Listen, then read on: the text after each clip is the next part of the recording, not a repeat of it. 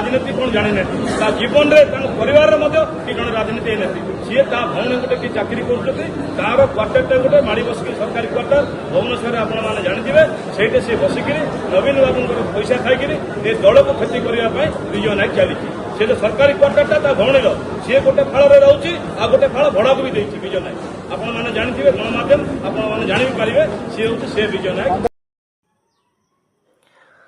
कंधमाल जिला बालीगुड़ा निर्वाचन मंडलीर वरिष्ठ बीजेडी नेता टुना दास को निलंबन करी गोड़े निजे कुढ़ाड़ी मारिला बीजेडी। जड़े दक्ष टाणुआ नेता उद्देश्यमूलक भाव निलंबित कर बड़ क्षति करिछि बिजु जनता दल। टुना दास जड़े पछद पटर नायक भाव में तीन थर से विधायक कराई पारिछंती।